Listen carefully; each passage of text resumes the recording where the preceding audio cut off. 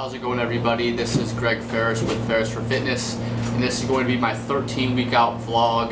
Just wanted to update YouTube or whomever on my progress and things like that. I really wanted to do these vlogs as kind of my own progression to kind of reflect on how the weeks are going and things like that, but you know, might as well put them up on YouTube to see if they can help other people.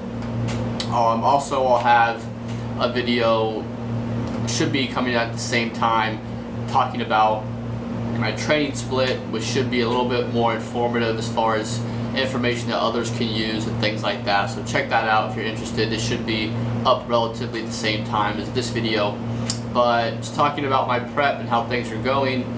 Like I said, 13 weeks out from my first show. I started dieting at 24 weeks out, and I am 20 pounds down officially in the first 11 weeks, which I think is, I might think, and even looking from where I started, I might think that might be too fast, but it's been well because I've been able to maintain most of my strength, which obviously is a good thing when trying to maintain muscle mass. My original goal was to lose about a pound a week. Now things are trying to speed things up slightly. So going from my goal is about a pound to a pound and a half, trying to get on that upper threshold. You know, definitely name of the game in natural bodybuilding is coming in conditioned. So I definitely want to come in conditioned, and I think I definitely gave myself enough time. So it's good that I prepped from 24 weeks out, knowing that now that I know that I really need to kick things another gear, I have 13 weeks to do that, as opposed to if I went with the shorter prep, I'd kind of be, you know, SOL.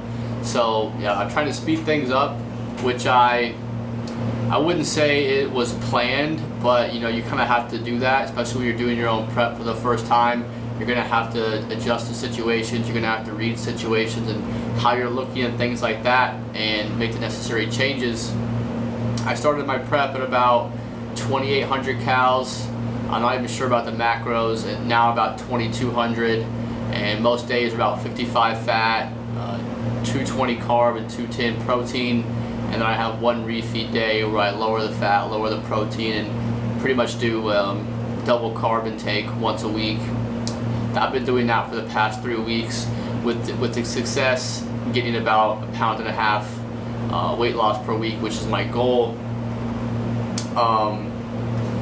If I could, like I said, if I could go back and change things, I probably would have started my prep in a little bit larger of a deficit, because if you're familiar with contest prep or, you know, anything, it's common sense really when you think about it. The leaner you get, I'll give you guys an example. So if someone's at 15% body fat and they lose 2 pounds in a week, there's not going to be a high likelihood that that's going to come from muscle mass, because they have so much fat mass. You know, if your protein's high and you're strength training and things like that, you shouldn't lose a lot of muscle mass when you have that high body fat, right? But the closer and closer you get to like extreme body fat numbers, so if you take that same person and they were at, you know, 6 or 7% body fat and they lost 2 pounds in a week, there's obviously going to be a much higher likelihood that that's going to come from muscle. You know, just when you think about it, they have a lot less fat to lose. So you really want to try to do it the opposite way of what I'm doing and lose more weight at the beginning of your prep, and then, you know, each successive week, you know, when you're getting closer and closer to the show, you want to try to lose a little bit less, if that makes sense. But I think most people understand how that kind of works. But like I said, you're gonna have to make adjustments, and my strength has been well. It hasn't dropped any more than it had since I think I did a vlog at 16 weeks out.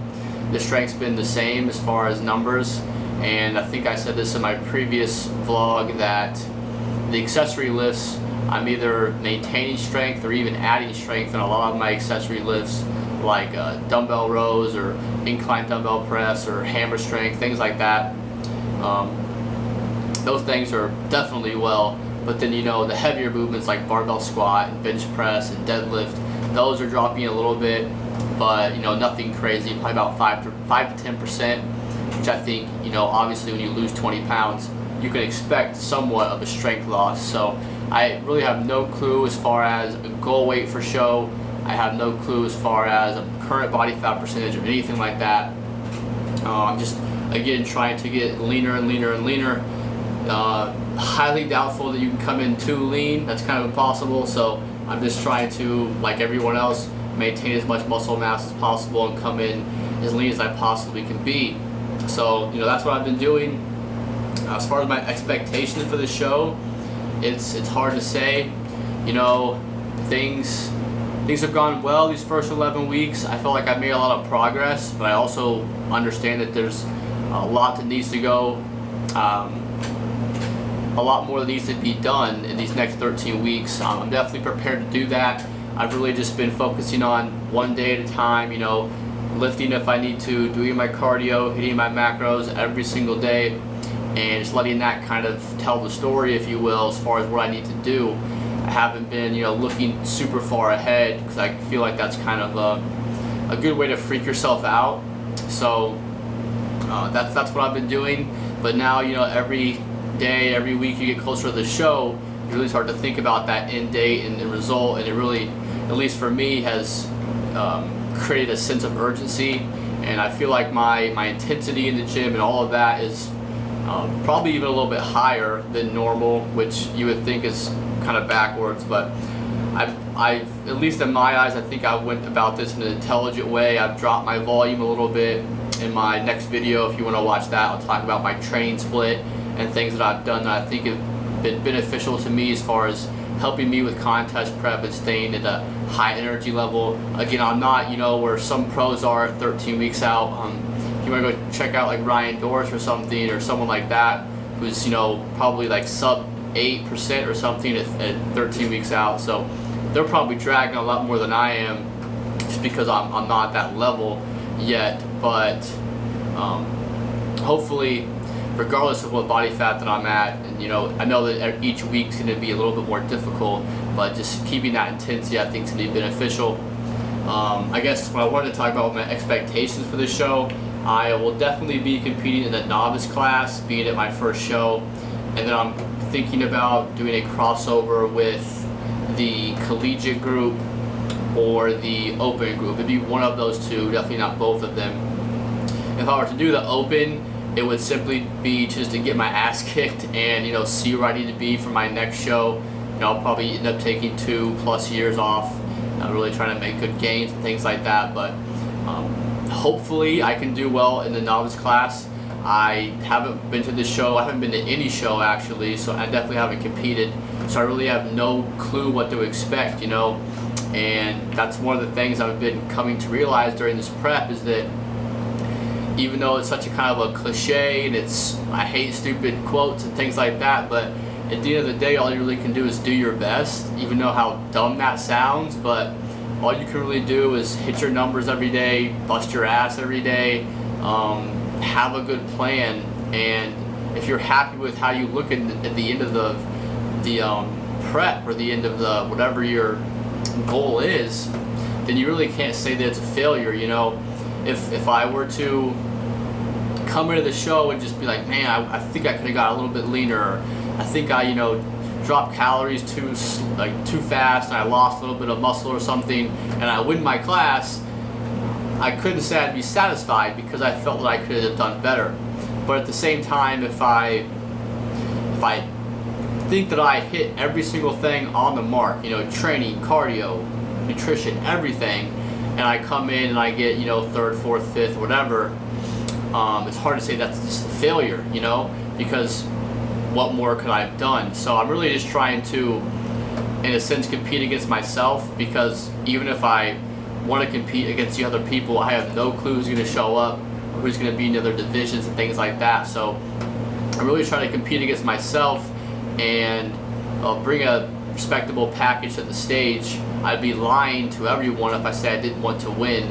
I'm definitely training to win, dieting to win, but at the end of the day, my big goal is to obviously just get in the best shape of my life, which is I probably already am, and just be happy with how I look at the end of the 24 weeks, because I'm 21 years old, this is my first show, this is not the end of the road for me, so I really just want to get this as kind of a starting point and then building from there. Not putting out any excuses if I do bad or anything like that. I'm definitely looking in. I'm not lying to anyone when I say I want to go in there and win the novice class of whichever height that I'm in.